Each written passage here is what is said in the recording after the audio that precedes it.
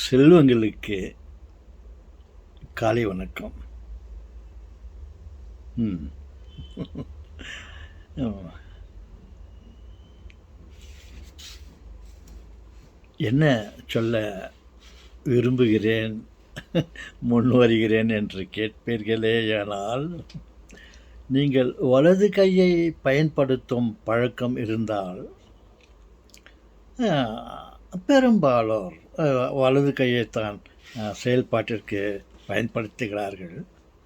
அப்படி இருக்கும்போது சில சமயங்களிலே இடது கையை நாம் பயன்படுத்த வேண்டிய நிலைமை ஏற்படுகிறது.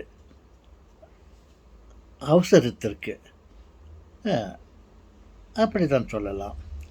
அப்படி ஒருவேளை நம்ம இடது கையை பயன்படுத்த முன் வரும்பொழுது மிகவும் கவனத்தோடு நாம் கையாள வேண்டும்.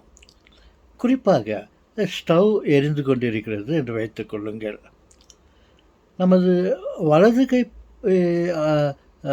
பழக்கத்தில் இருப்பவர்கள் இடது கையை பயன்படுத்தும்போது நாம் அதை திசை தெரியாமல் ஆஃப் பண்ணுறதுக்கு ஆன் பண்ணி விடுவோம். அதிகபட்சமாக அதை இன்க்ரீஸ் பண்ணிவிடுவோம் நாபை.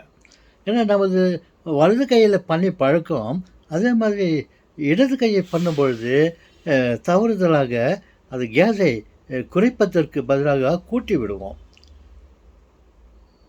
கேஸை அவசரத்திற்கு அணைக்க வேண்டும் என்ற எண்ணத்தோடு நாம் கையாளும் பொழுது இடது கையை பயன்படுத்தும் போது அதை குறைவாக பண்ண வேண்டும் என்று நினைத்தால் பண்ணும்போது அதிகமாக பண்ணிவிடுகிறோம்.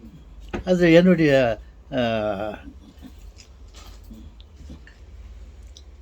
இந்த அனுபவம் என்னுடைய என்னுடைய அனுபவத்தில் சொல்லுகிறேன். நான் ஸ்டவ்வை ஆஃப் பண்ணலாம் என்று நினைத்து இடது கையில் ஒரு முறை ஆஃப் செய்ய போனால் அது அதிகமாக முறையில் நான் என் நாபை திருப்பி விட்டேன். கேஸ் அதிகமாக வந்து விட்டது. என்னுடைய எண்ணம் என்ன, குறைக்க வேண்டும் என்று. ஆனால் நான் இடது கையை நான் பயன்படுத்தும் போது அதை தவறுதலாக கேஸ் அதிகமாக பண்ணிவிட்டேன். அதே போல் தான் குழாவை டேப் அதை திறக்கும் போது சாத்தும் போது குறிப்பாக சாத்த வேண்டும் என்ற ஒரு எண்ணத்தோடு நம் கையாளும் போது வலது கை பழக்கம் இருப்பவர்கள் இடது கையை பயன்படுத்தினால் அந்த தண்ணீரை குறைப்பதற்கு எண்ணத்தோடு நம்ம பண்ணும்போது நம்ம அதிகப்படுத்தி விடுவோம்.